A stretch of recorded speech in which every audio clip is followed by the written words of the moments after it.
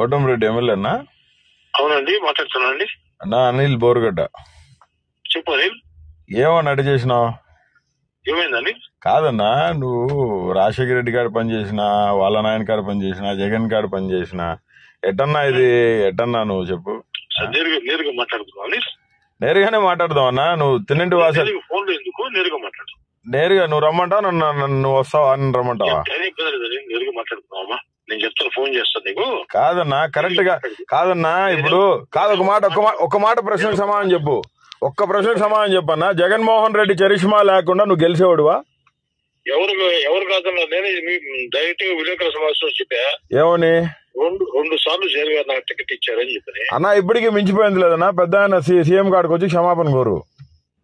అట్టలే కాదన్నా, లేదంటే ప్రజాగ్రహానికి నువ్వు గురవుతావు. సీరియస్ గా చెప్తున్నా నీకు. అట్టే నీళ్ళు ఓకే అమ్మా, థ్యాంక్ యూ. నువ్వు తిట్టాల్సిన అవసరం. తిట్టాల్సిన పని లేదన్నా. నువ్వు తిట్టే కాదు, పెద్ద ఆయన జోలికి వచ్చినావు అంటే రోడ్ల మీద ఈడ్చుకుంటూ వస్తామని చెప్తున్నా. సీఎం జోలికి వచ్చినావు అంటే మాత్రం రోడ్లో బండి కట్టుకుని ఈడ్చుకుని పోతాను నెల్లూరు అంగళ్ళలో చెప్తున్నా. నువ్వు మీడియా ముందుకు వచ్చినప్పుడు సీఎం జగన్ గురించి మాట్లాడేటప్పుడు నీ నోరు నీ గుండెకాయ భద్రంగా ఉండాలా. ఎట మాట్లాడతావన్నా నువ్వు నిన్నటి దాకా సీఎం భిక్ష పెట్టి నువ్వు మెడ్రాస్ లో ఆస్తులు ఎట్టుకున్నావునా? ఏడాది సంపాదించుకున్నాను. ఏడనా గమ్ముకున్నానా నువ్వు? అన్నా నువ్వు గమ్ముకుండా ఇంకా నేను ఆవేశంతో నేను మాట్లాడతలేదు.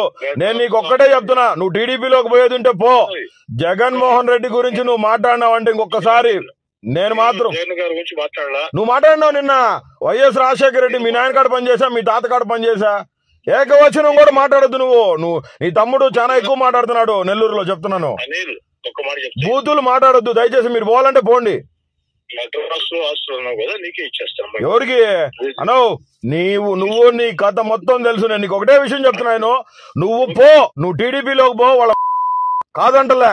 సీఎం జగన్మోహన్ రెడ్డి గురించి కానీ నువ్వు ఇంకా మిందగానే మాట్లాడినావు అంటే మాత్రం నిన్ను నెల్లూరులో బళ్ళకి ఈడ్చుకొని పోతా చెప్తున్నా. సిగ్గుండాలన్నా, సిగ్గుండాలా.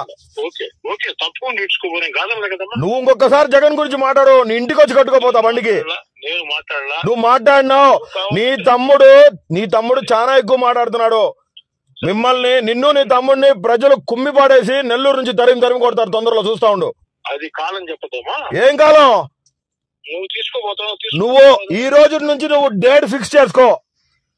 ఆ దేవుడే నీకు శాపం ఇస్తాడు. చంద్రబాబు నాయుడు రేపు గవర్నమెంట్ ఫామ్ చేస్తాడా? లోకేష్ ఫామ్ చేస్తాడా? నేను నీకు ఒకటే చెప్తున్నా, రూరల్ టికెట్ కన్ఫర్మ్ అయిందని చెప్తున్నావు. నీకు చంద్రబాబు నాయుడు టికెట్ కన్ఫర్మ్ చేసి గవర్నమెంట్ తీసుకొస్తాడా? నువ్వు గెలుస్తావా? ఆ పొద్దు కాదన్నా. ఇప్పటికీ నీ మీద మంచి గౌరవం ఉంది కాబట్టి ఫోన్ చేసి మాట్లాడుతున్నా. నువ్వు చాలా తప్పు చేసినావు అన్నా.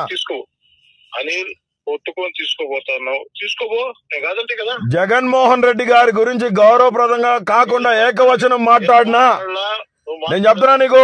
సజ్జల రామకృష్ణారెడ్డి గురించి మాట్లాడినా, పార్టీ పెద్దల గురించి నువ్వేమన్నా అవాక్కులు చవాకులు కానీ పేల్తే చచ్చిపోయిన వైఎస్ రాజశేఖర రెడ్డి గారి గురించి, రాజారెడ్డి గారి గురించి ఏకవచనంతో మాట్లాడినా నిన్ను నెల్లూరు నుంచి బండి కట్టుకొని పోతా చెప్తున్నా. కన్ఫర్మ్ రాసి పెట్టుకో చెప్తున్నా.